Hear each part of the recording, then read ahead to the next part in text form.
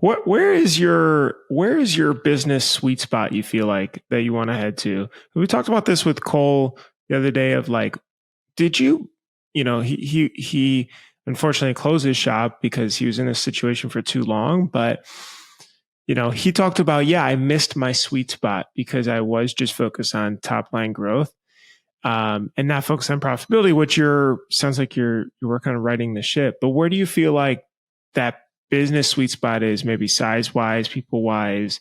Yeah, if you could describe it like a picture, paint it like a picture, what's that sweet spot? That's really tough to say because when I felt like, when we had a ton of money in the bank, when we had constant work, we have constant work now, but it was probably before we even hit 1 million, to be honest with you. That's what everyone says. I know, man. Yeah. It's fucking crazy. I think literally almost every single person has had roughly within a couple, like $100,000 or $200,000.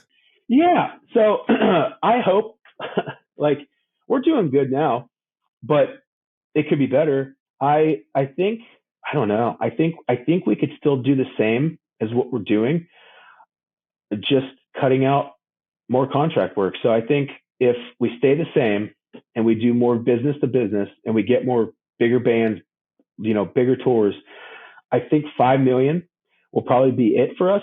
Like the next sweet spot, because the amount of money that we see now, I'm going to be honest. If we did a one color print, was 1,000 shirts, we're making 50 cents a shirt. Now, with the upcharge of the garment and, a one color print being a couple bucks, I don't know why the fuck we ever did that. Why did we ever do that? Because we didn't have enough of our own work. And, that's why.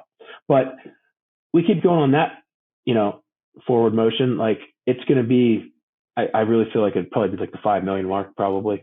Like there's the COO or the founder of 1-800-GOT-JUNK is, I forget his name, but super cool individual. He writes this book called Vivid Vision. And it's like, you should actually try to paint your business and your life in a picture of like what you think it would look like. It's going to be a $5 million shop. It's going to have 23 employees. It's going to be 10% profitable.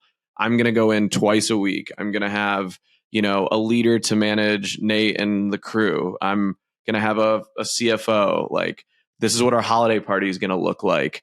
These are what quarterly meetings are going to look like. And you actually like draw it out and you give it to your team so that they can align with you. Have you ever dreamed with Nate and company and like that, like tell them this is what I actually want? Kind of, but never that explicit. So that's something I like that advice. Like, I think I'm going to do that's a good idea. And I think the sharing with the team part, because we all maybe think about it internally, but we don't share it. But then it's also good to figure out for, those three individuals, what is their vision too? And they're like, this is, Justin Lawrence said this with a lot of wisdom. He said, I had an employee that just said, this is the number I want to make to be super happy. If I can just make this number, I'm here forever. And he's like, let's build a plan to get you and build this for you.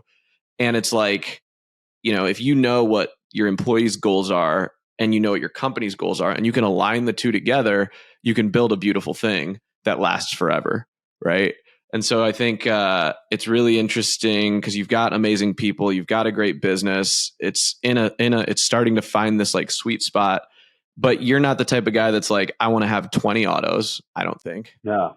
Do you think you would buy more equipment and stuff? Or you think you're like, you're done? Nope. Because eventually maybe have to, but here's the thing. We have 4 autos and 3 are running all the time. Like every shift, one shift.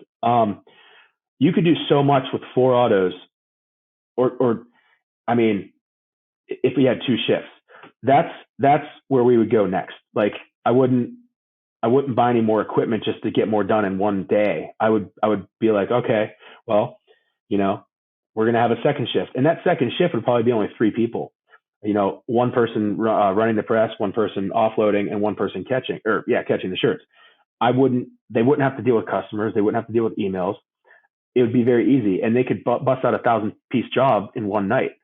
So that's where I would go next. And I wouldn't just take on all this work and fill up 4 autos for a night shift and I mean, because that's a learning experience too. So we'd start off easy and slow, maybe leave just the, like I said, simple jobs for that.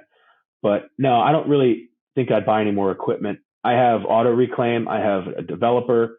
I have two, imagers for, screens and stuff. I think the only thing I'd get after that would probably be a laser, but I want to make sure the technology is there and stuff like that. But, we have an auto coder. I mean, I've automated almost everything we possibly can so that we don't need that many people. And I don't know what else I would need.